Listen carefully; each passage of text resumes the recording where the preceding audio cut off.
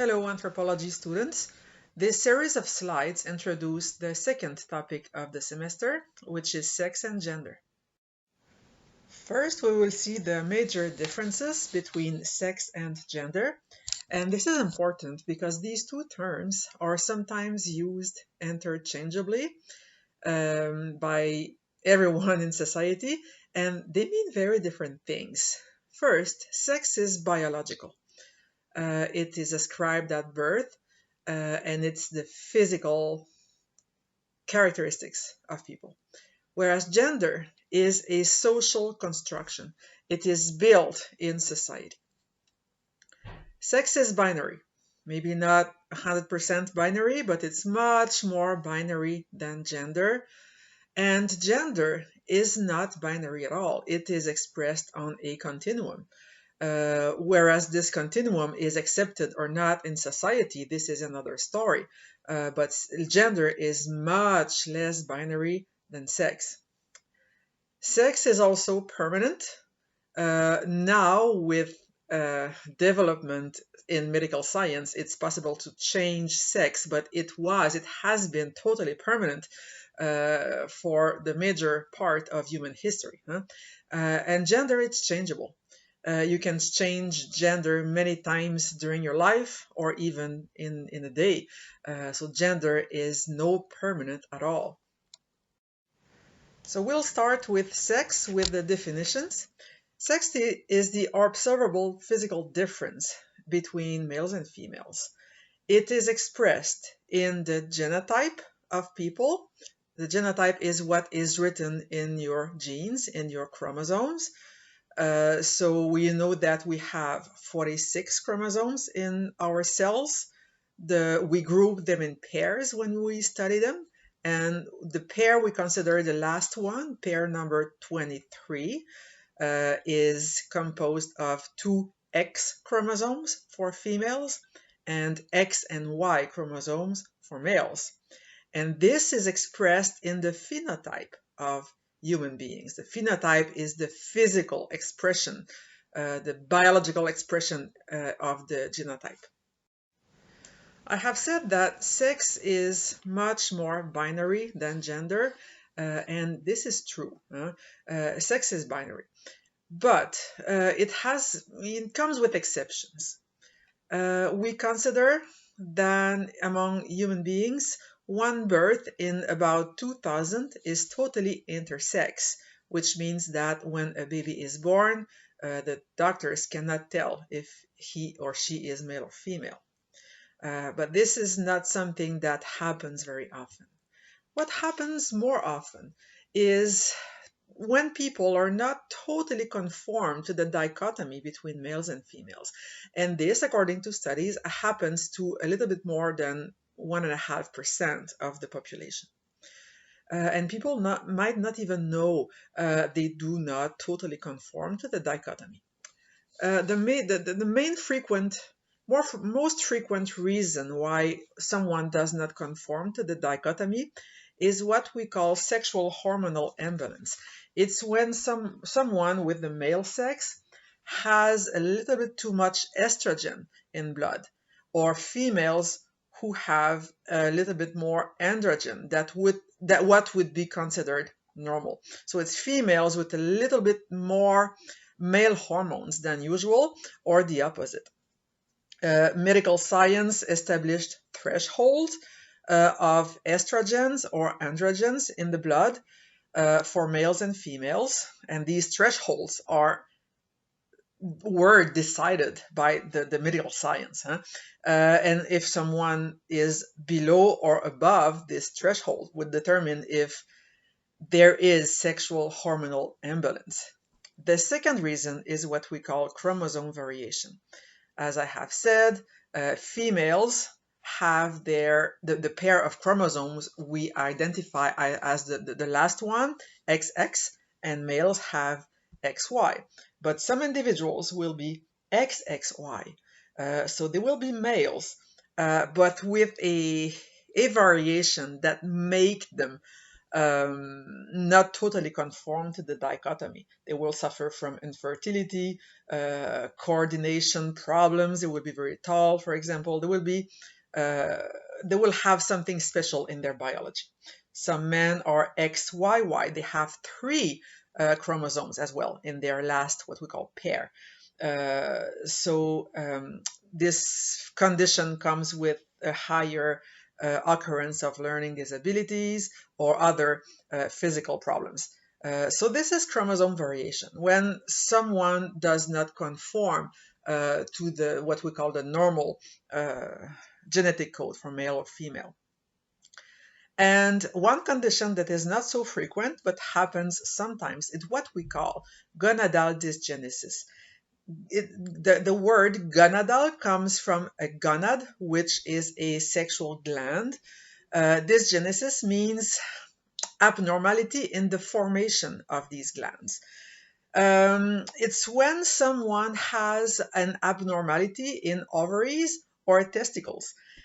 A good example of that, when this dysgenesis is causing someone not to be totally conform to the sexual dichotomy, is the example of Caster Semenya. She is a sprinter. She's a track and field athlete from South Africa. And she won an important championship about a little bit more than 10 years ago. And since she has a very powerful body, her opponents asked her to be tested for doping because they were suspecting she was shooting herself with testosterone. And she claimed she was clean, so she got tested, and in fact she discovered she had a level of male hormones that is too high in her blood, but otherwise her body is totally a female body. And when years passed and competitions passed and she was winning a lot of medals, she took more intensive testing, and she discovered that she had internal testicles inside her body. So she's not conforming to the binary aspect of sex. So this happens to a tiny percentage of the population. But even if sex is not totally binary, the Western society focuses on this binary aspect of sex. So when a newborn is identified as intersex or clearly not normally conforming to the dichotomy, it's seen as a correct practice to give treatment to the child. So the child would conform to the dichotomy. And it's seen as a favor in the Western world to parents and children, so they grow up normally. And one sex is chosen over the other, of course, and since it is easier to remove tissue than to add, these intersex babies are sometimes turned into girls without doctors even knowing what they feel. They're too young. So for the last 15 years now, this practice is not so well accepted. It is argued that doctors should wait until the child is old enough to know if she or he feels like male or female before doing any treatment or surgery. Gender is very different. It's the state of being male or female in society rather than biologically.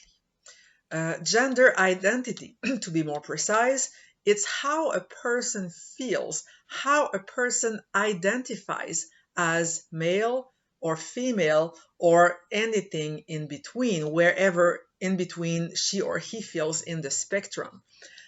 Gender identity is not linked and is very different from sexual orientation. It's not what you are attracted to, it's how you feel as a person. And there are various instruments to measure gender identity used by psychologists. And gender roles, as you know, come from the expectations of society, the expectations of skills, behaviors, temperament expected from males and females, the role they have to play in society.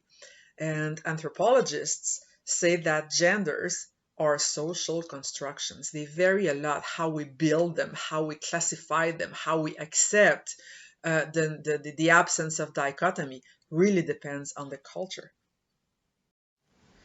When it is question of sex and gender, there is a major question asked by anthropologists and a lot of social scientists from other disciplines, and this question is, are the difference in attitudes and behaviors between men and women, so the differences between how men and women will act, will think, are they due to biological factors or to cultural factors? Is biology determining how we act and feel, or is culture determining it, or maybe both? You will see now these two different points of view and the major arguments that support each other. At one end of the spectrum, the biological point of view claims that the differences between men and women in how they feel, behave, think is due to the biology. This difference is written in their genes. And the biological point of view uses natural selection as a major argument. And I will not take time here to re-explain natural selection. You're supposed to remember it from last topic. But the key, I will remind you that the key is reproductive success. You remember, those individuals that are more fit for a given environment reproduce more, have more offspring that will in their turn survive to reproductive age, and they will spread a lot of their genes in the next generations.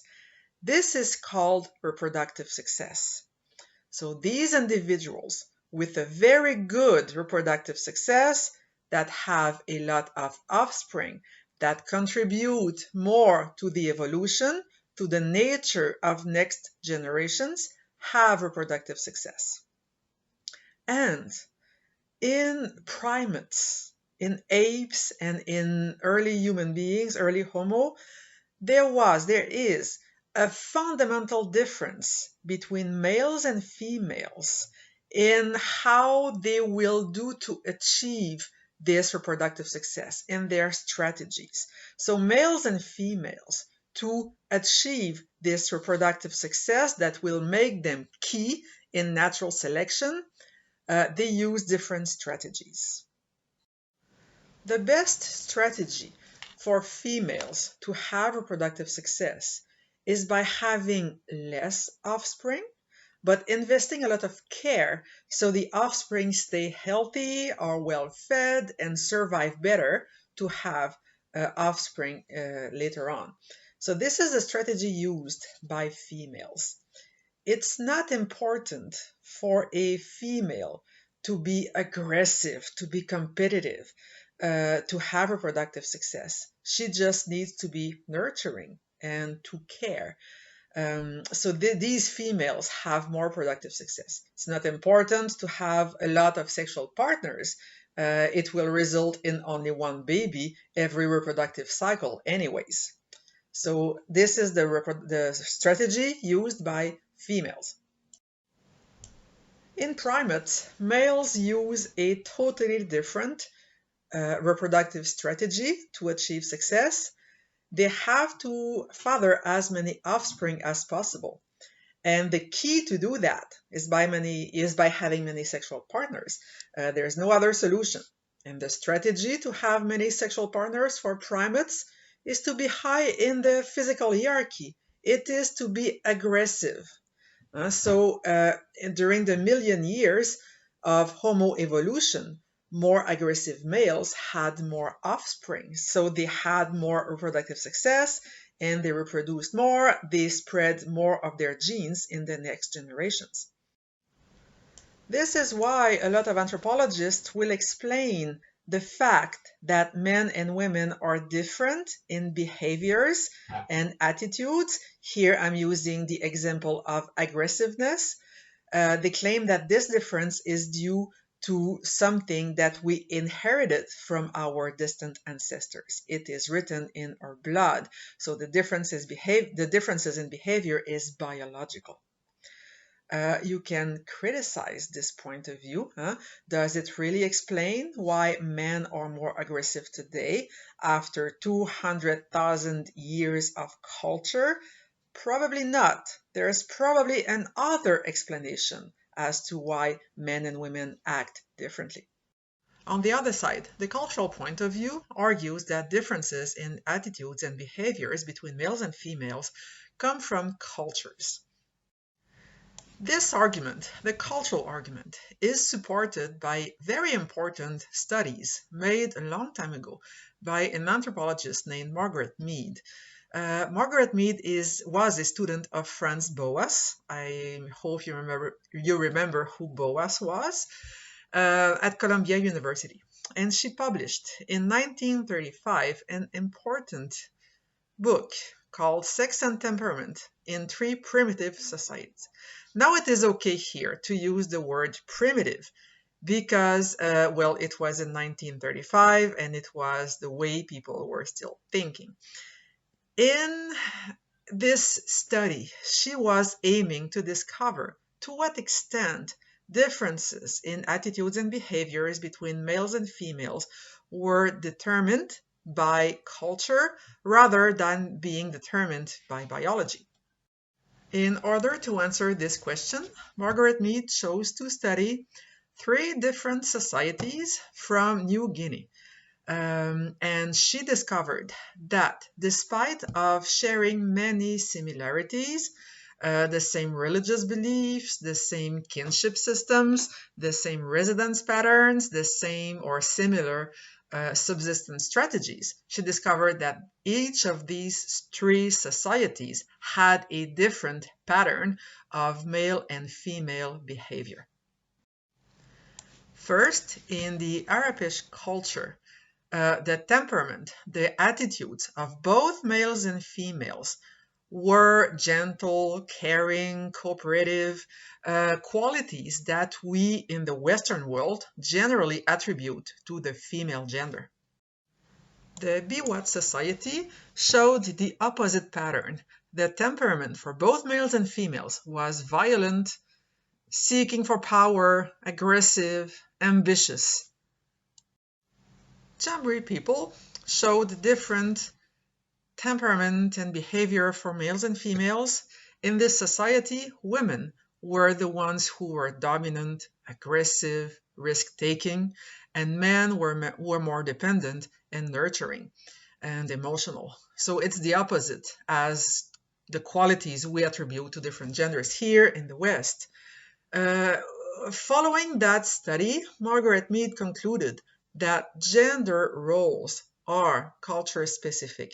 If they were determined by biology, not only gender roles, but temperament, behaviors we attribute to men and women, if they were linked with biology so much, they would not vary that way across cultures. They would be much more similar. But here, since she studied three societies, each one of them having a different pattern that is different from our Western pattern, she concluded that the differences in qualities between men and women are learned. So attitudes and behaviors we ascribe to men and women depend on the society we grow up in. It is learned according to the cultural point of view. This is another interesting example of it. It's Wodabe people in Niger. What you see here in the picture is a beauty pageant. It happened once a year during a festival in this society, in which contestants have to be, well, beautiful, take care of their bodies in order to win the contest, the beauty contest. They have certain criteria to meet. They must be thin and tall. They must have nice teeth, white. The white of their eyes has to be perfect as well. Narrow nose is another quality they try to reach, so they put a lot of makeup, they put nice dresses in order to look good, to be chosen by the judges. But the interesting thing is that the contestants are men, they're not women. So in this society, at least once a year during this festival and during beauty pageants, men have to be beautiful, not women. It's the opposite. So the attitudes and behaviors we ascribed to both genders are cultural, probably, to a great extent. Not only this, how we classify genders, how we consider it as binary or not, depends as well on the culture. Here in the Western world, we focus a lot on the binary aspect of gender, and your gender has to fit your biological sex. This is changing, but it was the case for most of Western history. But other countries see things differently. One example of it is India. There's the Hijra community in India, which is including a third gender. Members of the Hijra community are men biologically, but they take the role of women as a gender. It is considered a third gender on the spectrum. 3 years ago now, that this third gender has officially been accepted by the Supreme Court of India. The fact that it is accepted doesn't mean it is freeing people from any sort of discrimination. The Hijra community still suffers from a lot of discrimination, but it adds something in the spectrum between the male and female genders. There are many examples of different gender classifications in the world. We have seen in class the examples of Albania and Afghanistan, but the example I will focus on is the example of two-spirit persons in many First Nations of North America. Two-spirit people are males or females biologically who assume social roles that do not conform to the typical gender roles generally ascribed to their sex. Being a two-spirit person is a very broad category. It varies. You can be totally transgender. Transgender is a word we use in the Western world, but it's to use a word we know, to slightly different, not totally male or female. So it varies a lot. Two-spirit persons are considered traditionally in their community as gifted people, as people having something more than other people because they have qualities of two different genders. So they're more than ordinary people.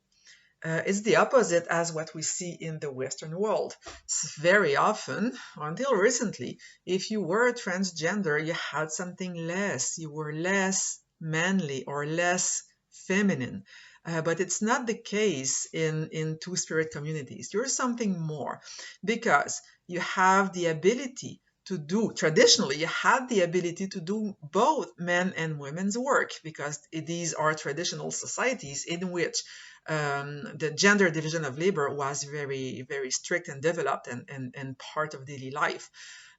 Two-spirit people in the past often had special roles in the ritual world. They were, for example, naming babies or performing funerary rituals, or they were seen as good, valuable members of society and a plus to a family. Two-spirit persons were not men or women. They were a third gender. They were something different. In our Western eyes, we could see two-spirit people as being homosexual. The focus was not put on sexual orientation in First Nations where two-spirit peoples existed. Sexual orientation is something very important in the modern world in North America as part of your self-definition. But a detail in First Nations. It's not important in your self-definition. What's important is your gender and the tasks you perform in society. Not all societies focus on sexual orientation. It's important in the West for religious reasons. Traditionally, um, the function of marriage was primarily reproduction, which is not an option for traditional two-spirit people. So sexual orientation was not something major in your self-definition. So two-spirit people belonged to a third gender. And at marriage, what was important is to marry someone from the opposite gender, not necessarily the opposite sex. So same-sex marriage was not a problem as long as you marry someone from the opposite gender. So you have a functioning household. Someone is performing the male tasks and someone is performing the female tasks, and everyone's happy. So a two-spirit person typically was marrying someone from the opposite gender, probably same sex, but that was who was not a two-spirit person. And it was well accepted in society. It was not a problem as long as they were opposite genders and doing complementary roles in the household and in society. The number of people identifying as two-spirit declined a lot during the 20th century because of strong Western influence on religion, because of homophobia, because they were primarily identified as homosexuals, which was not something desirable during the 20th century in the Western world. And same-sex marriage was against the law. So their number declined. The tradition did not disappear, but it was forgotten a little bit because two-spirit people were forced to conform to standard gender roles. But now, for a couple of decades, these people are back. they're back. There are revitalization movements today. They're proud of their identity and they're proud of their cultural background, which accepts gender differences and gender diversity.